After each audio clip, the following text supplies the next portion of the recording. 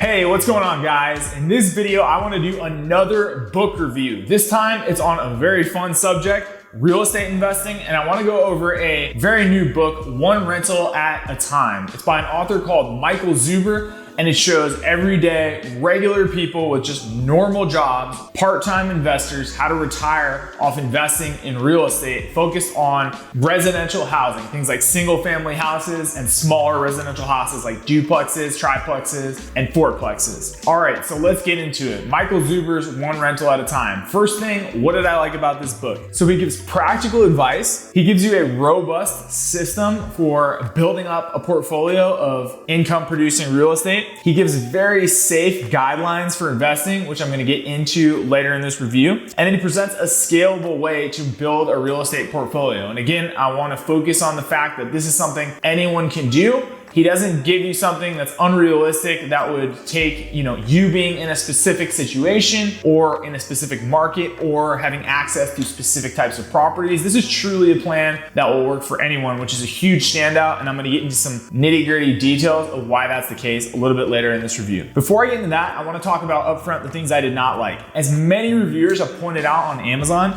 this is sort of a rambling book that seems to not have a lot of professional editing. It's not really a big deal, as a lot of self-published books aren't necessarily as polished as many books with a larger production team. But one thing I think is it could have used a little bit more of a storyline or a little bit more structure in the way the story is told. Now, that's me just kind of trying to be upfront about a lot of the complaints some people had. And for me, I listened to the audiobook, so I just skipped sections that seemed like they were unrelated to the plan or the meat of the plan that he's trying to present for people to use this type of real estate investing. Again, this isn't really a problem because Michael Zuber is really just trying to help people. If you want to get a detailed version of his plan, he has an online course that he sells that is very succinct and gives you all the bite-sized pieces you need to know in video lessons. So I would say if you really just want the plan and you're really interested in this type of investing, go check out his course and think about maybe getting it. But the book, it'll give you a nice taste of it and you can just skip through the sections that you don't feel are relevant to your journey. So what is his advice exactly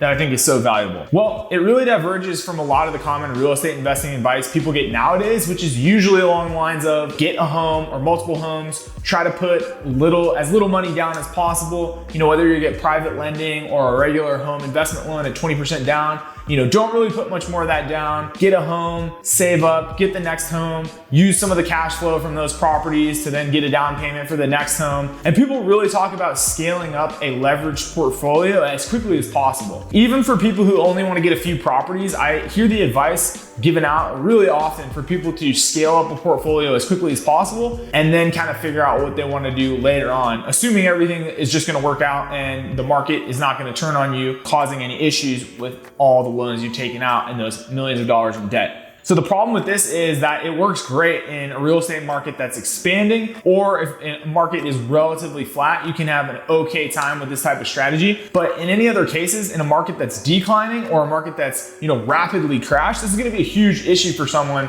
if they've taken out millions of dollars in residential real estate loans, investment loans for residential real estate, and the value of many of those properties goes below what they purchased it for. Or they're having any other problems such as just portfolio management, managing multiple property managers, managing the cash flow, managing repairs they may not have expected as new investors. These are all growing pains that are going to happen in any portfolio or even just individual pieces of real estate. But if you're scaling a portfolio quickly, you're really putting yourself at a greater liability for having those problems and not having the required experience to be able to deal with them effectively. So I like his advice because he gives this very contrarian advice of buy these properties. He gives you a very safe calculations for the margins that he would suggest using on the yield, which I'll get into in a little bit, that he likes to focus on. And he talks about putting 30, 40, or even 50% down on these properties, which I've never heard before, but to me makes a lot of sense. If your goal is to just build up enough income from these properties to be able to retire or work less than you're working now, or just to have less stress, which for most people is really the goal in any sort of passive income investing, is to have less stress. You don't want to be adding to your stress by having highly leveraged investments that are really subject to market fluctuations and could cause you to run into some potential problems. So what's nice about his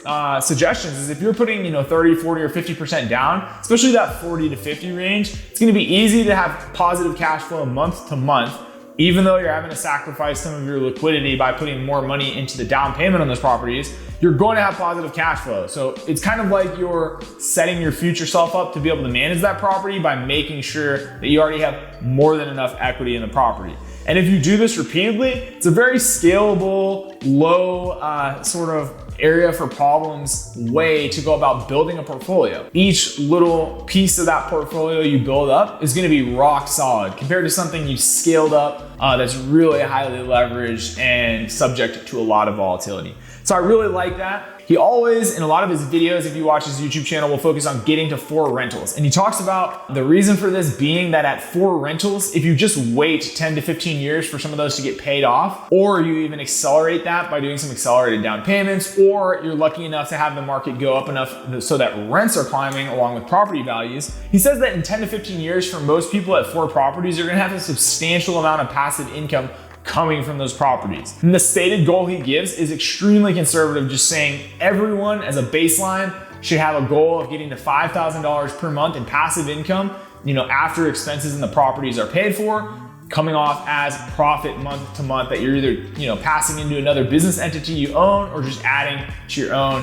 personal savings. And he gives that as a goal and suggests that getting 4 rentals, putting that 30, 40, or 50% down and then letting them appreciate and have the tenants pay over 10 to 15 years will get most people there very reliably. And I have to agree with this. I think it's so much more realistic than the advice I've seen in many of these other real estate investing sites. Things like Bigger Pockets talks a lot about this. A lot of other ones I know I saw, I think roofstock.com had a suggested portfolio. They talked about scaling up to something like 120 small single family homes. Now that's great if you're really ambitious and you just want to build a massive portfolio, but I'd say the majority of people that get into this really just want to have a source of income that's more passive than their day job, which Michael Zuber's plan is definitely going to get you there with less stress, in my opinion. Why do I think this advice is needed? Well, like I just said, it seems like every other piece of advice is really talking about scaling portfolios as quickly as possible or just growing your net worth as quickly as possible and then sort of figuring everything out after you've had that happen. For me personally, real estate isn't my only focus in life. So if it was, I'm sure I would love that advice, but because it's not, it's something I do very part-time. I'm